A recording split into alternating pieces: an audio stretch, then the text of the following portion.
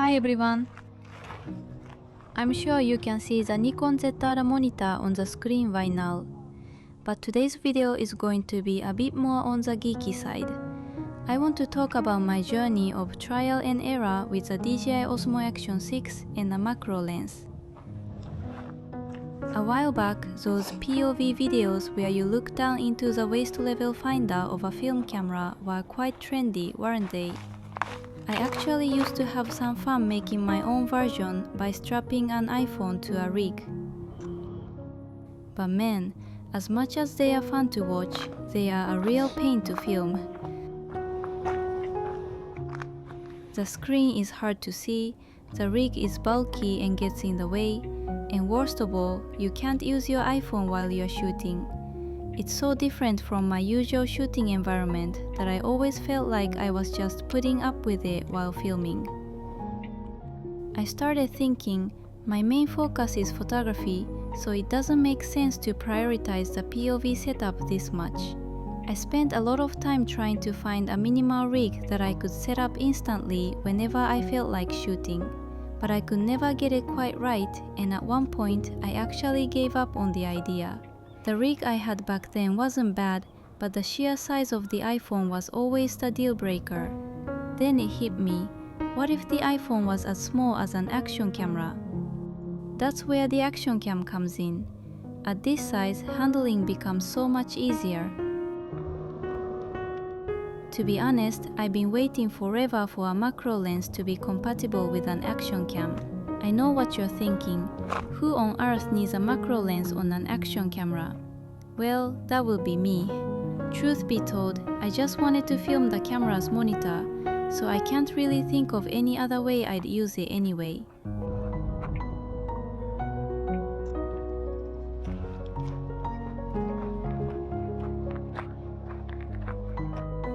Before we get into the waist level finder setup, let me explain the rig I've got on the ZR.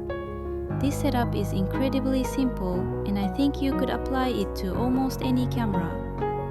The macro lens I'm using has a minimum focusing distance of 11 centimeters, and you can fine-tune the focal length as well. The best part is that it's foldable, so you can leave the rig on and just toss it into your bag. Here are a few things I've learned from actually using it. First, the exposure settings. I highly recommend setting the exposure compensation on the Osmo Action to -0.7 or -1.0. Camera monitors are surprisingly bright, so they blow out very easily. Unfortunately, I shot this particular video at standard exposure. Also, it's better to turn off electronic image stabilization. I tried shooting with it on, but the compensation was a bit too aggressive and the screen ended up moving around way too much.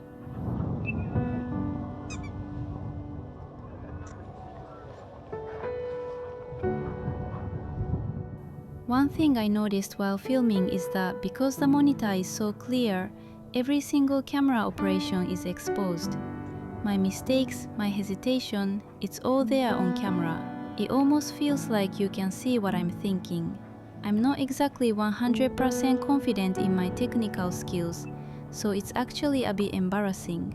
Now, let's get to the main topic. Can we use a macro lens with a waist level finder camera? This is where I hit a snag. Action cameras are natively ultra-wide, around 60mm. On the other hand, when I use an iPhone, I usually shoot at 48mm. The Osmo Action 6 has a 2x lossless zoom, which gets you to about 32mm equivalent. But for some reason, as soon as you attach the macro lens, that 2x lossless zoom becomes unavailable. Why? With the recent firmware update, it now supports 8K recording. I did consider shooting in 8K and cropping down to 4K, but honestly, an 8K workflow for this kind of video feels like a bit much. So I did some experiments to see if I could force the zoom to work. It seems like when the lens is screwed in, the camera detects something and locks itself into macro mode, which means I just had to make it not react.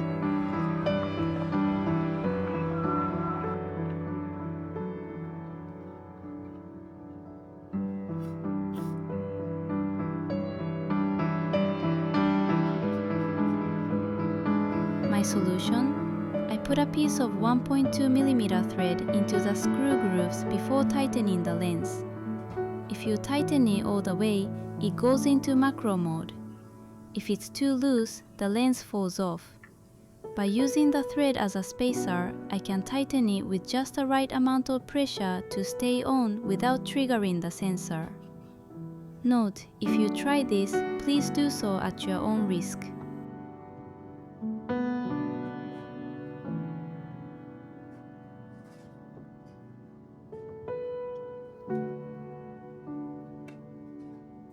So, here is the footage I captured with this setup.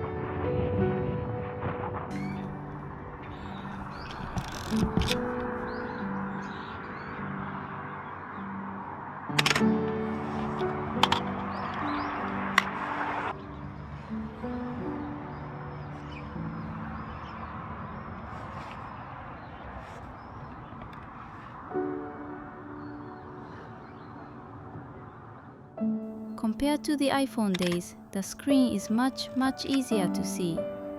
Well, needless to say, it's still easier to shoot with nothing attached at all. Actually, I've continued to update the rig even after this shoot.